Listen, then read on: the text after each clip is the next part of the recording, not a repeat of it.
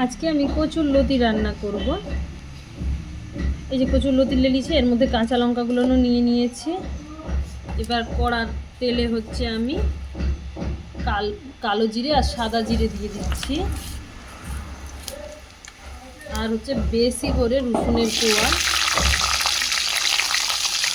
রসুনের কোয়ার সাথে লবণ হলুদ মাখানো মানে চিংড়ি মাছগুলো দিয়ে দিচ্ছি। চিংড়ি মাছ আপনারা আলাদা যদি ভাজতে চান ভাজতে পারেন, আমি তো তুলে নিয়ে আমি একই সাথেই দিয়ে দিচ্ছি। চিংড়ি মাছে লবণ হলুদ আছে, সেই জন্য আমি এখন দিচ্ছি না লবণ হলুদটা। কাঁচা লঙ্কাগুলো দিয়ে দিলাম। এবার এখানে এই কচুর লতিগুলো দিয়ে দিচ্ছি।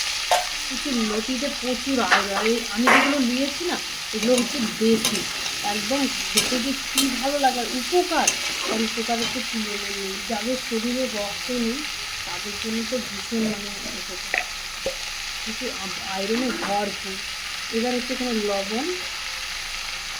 লবণ আর হলুদ দিয়ে দিয়েছি, যে ভালো করে নেড়ে নেবো একটু, তারপর ঢাকা দিয়ে ভালো করে কষাই, একটু ঝাল করে। আমি সিম্পলভাবেই করি, সিম্পলভাবে লতি পোস্ত চিংড়ি মাছ যা করবেন ভালো লাগে, কিন্তু আমার কাছে কী জানি যত যাই করি সিম্পলভাবে ভাজাটাই বেশি ভালো লাগে। ভাজা দিয়ে কাঁচা লঙ্কা ডলে মাখিয়ে ভাত খেতে যে কী ভালো লাগে, আমি আগে এইসব খাবার খেতাম না, এরকমই ভেবে খাচ্ছি। এবার আমি ঢাকনাটা খুলে নেব, মাঝে মাঝে কিন্তু ঢাকনা খুলে কিন্তু নাড়িয়ে নেবেন, দেখুন একটু কিন্তু গায়ে লাগে না। এভাবে ঝাঁকড়া করে ভাজবেন আর ঢাকা দিয়ে করবেন, খেতে কিন্তু ভালো লাগে। কিছুক্ষণ নাড়িয়ে নিয়ে ঢাকা দেবেন।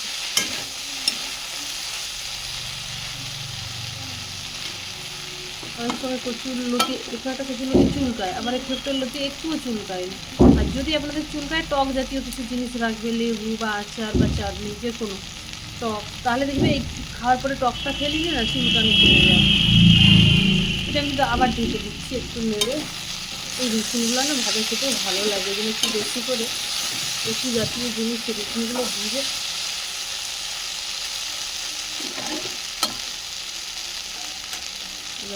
ঢেকে ঢাকনাটা খুলে নিয়েছি। লতিটা না খুব সুন্দরভাবে ভাজা হয়ে, এবার একটু লাল করে ভাজবে, লাল ভাজলে না খেতে বেশি ভালো লাগে।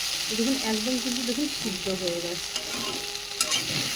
আর অবশ্যই কচুর লতি কার ভালো লাগে অবশ্যই কিন্তু কমেন্ট করে জানান।